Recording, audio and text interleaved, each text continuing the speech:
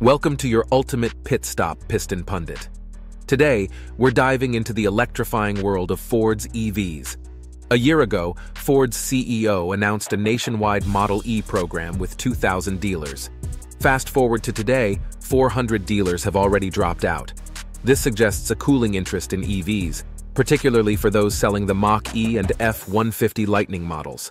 Stay tuned as we delve into the 6 shocking reasons why Ford dealers are refusing to sell EVs.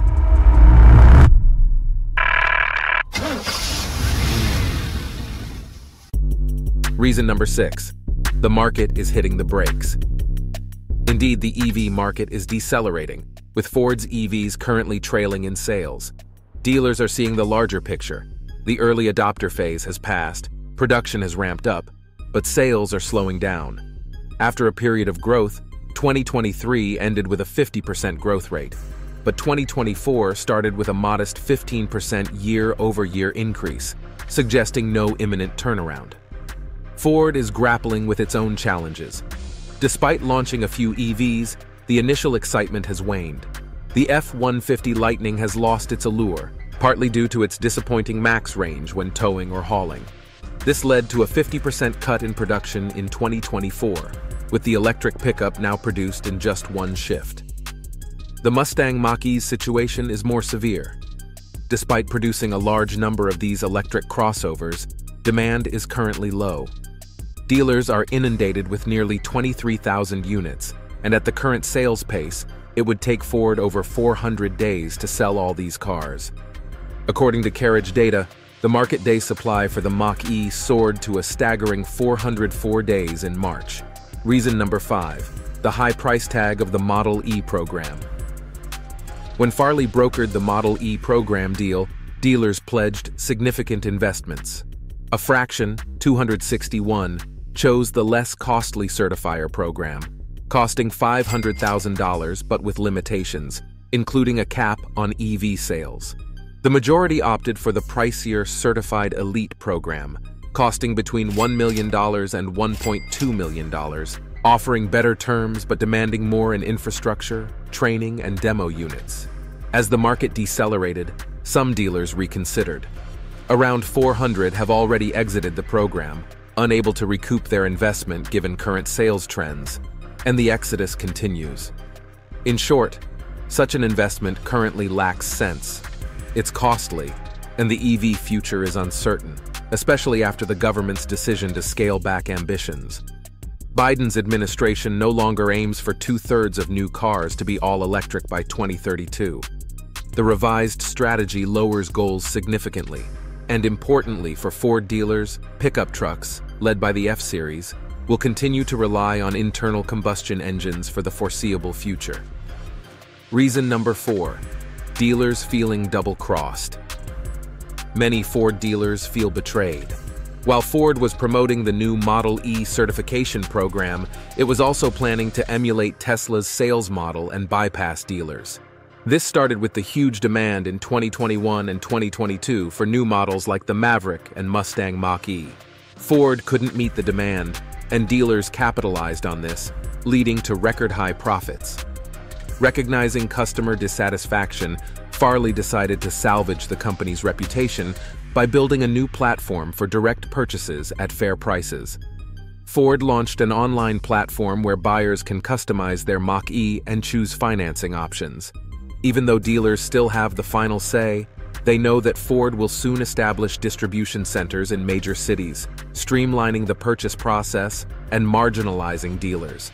This has led to a lack of trust between dealers and the company, prompting dealers to stick with internal combustion engines and a sustainable business model.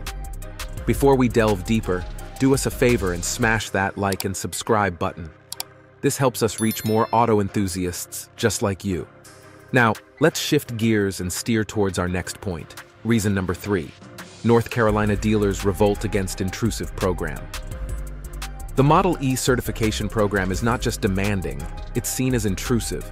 It's no surprise that some dealers have already started to push back. North Carolina dealers lead the charge, with 46 of them filing a petition against the program. Their grievances aren't just about the financial burden. They feel the program is overbearing and interferes with their daily operations. What baffles the North Carolina dealers is the requirement to invest heavily just to continue selling vehicles they're already authorized to sell. The petition states, Ford seeks to coerce dealers into expending huge sums of money unnecessarily. Ford's EV program will serve to reduce the number of Ford dealers in North Carolina and further restrict consumer access to electric vehicles. This is particularly concerning for those residing outside of the largest cities in North Carolina.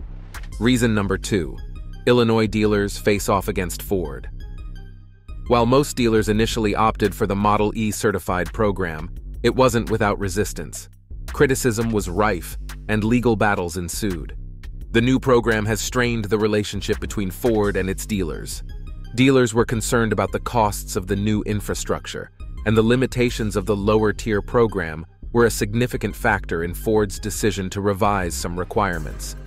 The situation escalated in Illinois, where the state's motor vehicle board concluded that Ford had broken the law by requiring dealers to make substantial investments just to sell electric cars. Concerns ranged from training costs to the installation of Level 2 chargers. The board argued that no dealer had ever had issues charging electric vehicles with the existing infrastructure. This led to the conclusion that many of these infrastructural investments were unnecessary. Ford indirectly acknowledged this with recent changes to the Model E program. The number of required Level 2 chargers was reduced from 5 to 2, and the addition of a new Level 3 charger was postponed to 2026. Ford also halved the dealer training cost for this year. Reason number 1. Ford puts the brakes on EVs. Finally, Ford's comprehensive EV strategy is also a factor. Ford was initially aggressive with EVs, aligning with the government's massive electrification strategy.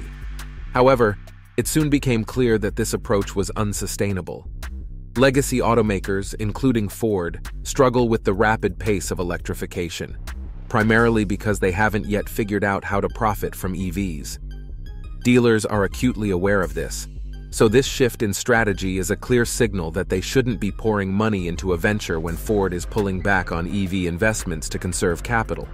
The production of the F-150 Lightning has been halved, and Ford has decided to postpone most of its EV investments for this year, amounting to around $12 billion. The rush for rapid electrification is over, and the company now plans a more measured strategy, with ICE cars remaining a key focus, but with a renewed emphasis on hybrids, which are currently outpacing electric cars in terms of growth.